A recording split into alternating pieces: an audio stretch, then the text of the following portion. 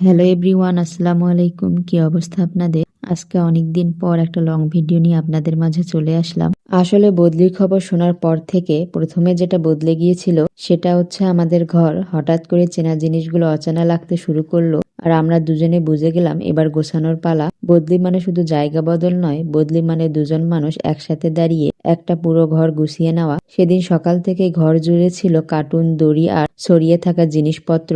আমি একা একা প্যাকেট করছিলাম। যেদিন থেকে শুনেছি আমাদের ট্রান্সফার হয়েছে সেদিন থেকে আমি একা একা সুন্দর করে প্যাকেট করা শুরু করেছিলাম। আর আমার হাজবেন্ড কাজের ফাঁকে ফাঁকে এসে সুন্দর করে সে রশি দিয়ে বাঁধছিল। কাজ করতে করতে যখন দুজনের হাতে ময়লা লেগে গিয়েছিল কি যেন বলে দুজনে একটু হাসাহাসি করতেছিলাম। ঘাম আর ধুলো মাখা হাত, কিন্তু দুজনের মুখে কোনো বিরক্ত ছিল না, ছিল শুধু দায়িত্ব আর কিভাবে সবগুলো জিনিস সুন্দর করে প্যাকেট করার চিন্তা। আসলে দুজনেরই চিন্তা ছিল যাতে কোনো জিনিস না ভেঙে যায়। দুজনে সুন্দর করে কাঁচের জিনিসগুলো প্যাকেট করতেছিলাম। আর এই ডিনার সেটটা এলোমেলো ছিল, তাই ভাবলাম যে সুন্দর করে প্যাকেট করেই নিয়ে যাই, যেহেতু দূরের রাস্তা ভেঙে যেতে পারে। যাই হোক, এখানে সুন্দর করে কাঁচের জিনিস মানে সবকিছুই প্যাকেট করে নিয়েছিলাম। আল্লাহ রহমতে কোনো জিনিসই আমার ভাঙেনি। আর এখানে ডিনার সেটের গায়ে সুন্দর করে সে নাম লিখে দিয়েছিল যাতে নেওয়ার সময় বোঝা যায় এটা কাঁচের জিনিস। ঘর গোছানো সেই দিনটায় আমরা কেউ কারো উপর কাজ চাপিয়ে দেইনি। দুজনে নিজ দায়িত্বে সুন্দর করে কাজ করতেছিলাম।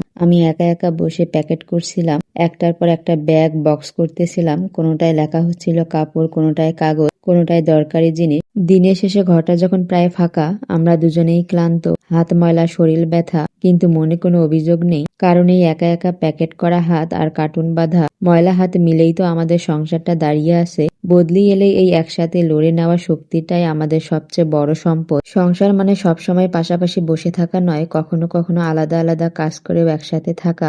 বদলি আমাদের ঠিকানা বদলালেও এই নিঃশব্দ সহযোগিতা আর ভালোবাসা আমাদের আসল শক্তি। যাই হোক, আমি আর কোনো ভিডিও ক্লিপ নিতে পারিনি, মানে এতটাই কাজের ব্যস্ততায় ছিলাম।